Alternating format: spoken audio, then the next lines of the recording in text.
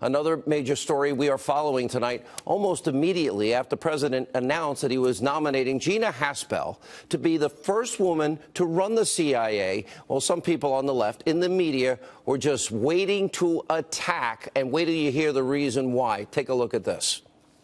There is controversy in her past. She was involved with the torture programs after September 11th, and then involved with destroying videotapes of the matter also. That might be something that could be problematic. Gina Haspel has a real history with enhanced interrogation in the CIA. There's a lot of people raising questions, including John McCain today, about the fact that in 2002 she ran a so-called black site CIA prison in Thailand where 2 terrorism suspects were tortured, and she also reportedly, her name was on a cable ordering the destruction of tapes, but you support her.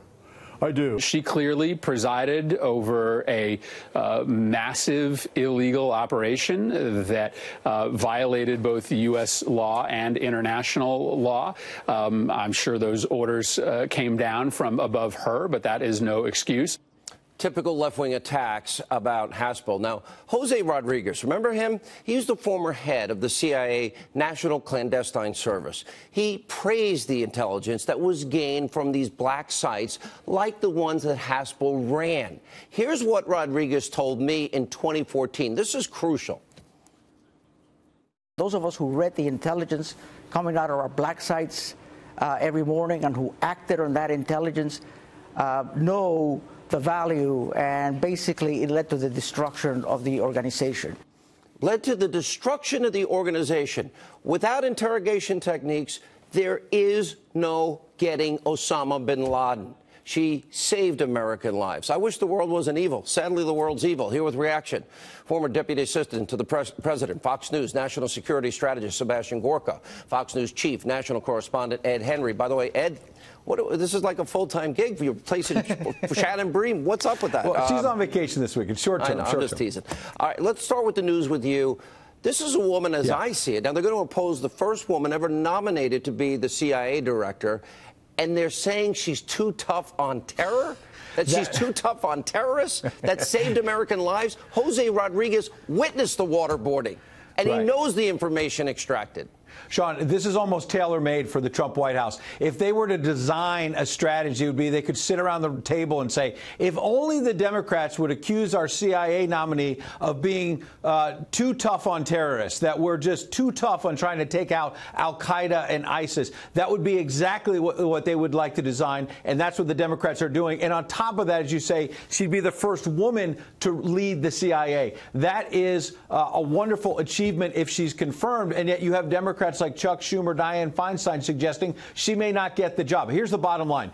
The clips you played, there are legitimate questions to be raised about those techniques. There was a great debate, as you remember better than anyone, at the end of the Bush administration, at the beginning of the Obama administration, about all of this. But the problem is, in almost every one of those clips, the Democratic senators and various journalists are talking about the allegations that may have broken the law, but not a one of them talked about the actual intelligence, the actionable intelligence gotten from that to wipe out terrorists. That's the other side. And Jose Rodriguez couldn't be more clear to me, Dr. Gorka.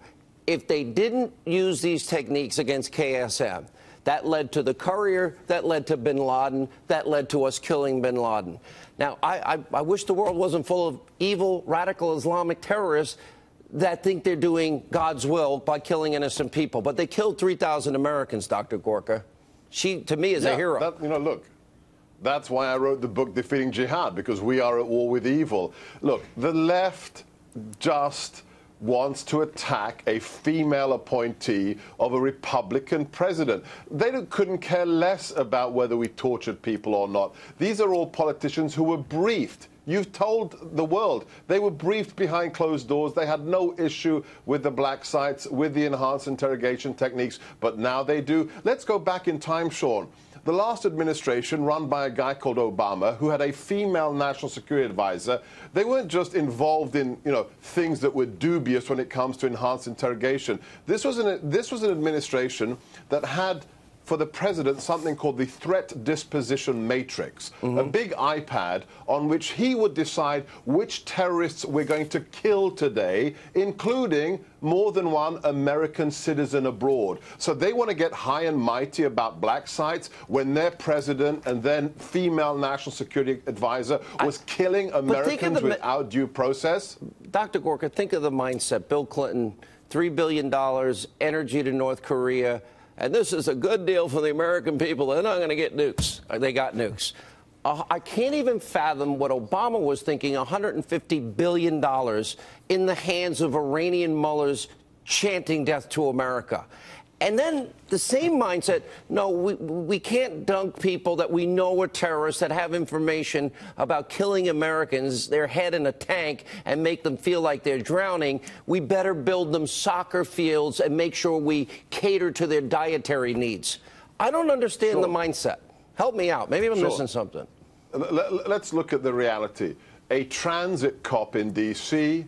was charged and prosecuted and put in federal prison because he thought he was wiring $500 to ISIS. It was actually an FBI contact, a covert asset, $500, and he goes to jail for material support to terrorism. The Obama administration gives $150 billion to Iran. I can't even comprehend how stupid that is. Ed Henry, other news in Washington tonight. Yeah, well, the other big story, of course, is the House passing this bill to deal with school safety, about $50 billion. What it's about is training teachers, training school officials to deal with these threats, more money for mental health. It's interesting, I think, the bottom line, you have Democrats tonight complaining there are no gun control measures in there. But let's remember, it started out in the immediate aftermath. It's 1 month today since the Parkland, Florida shooting and that terrible tragedy. It started out in the immediate hours. This is all about the NRA. It's all about gun control. As we got more facts about how the police didn't respond, quick enough, some of them were afraid to go in. All of those questions about the FBI not following up on tips. It shifted from gun control to school safety, and so the House has passed it. We still need to see the Senate pass it. What a display today to watch all these politicians with their armed guards showing solidarity for students wanting to get rid of weapons. All right, thank you both. Great report.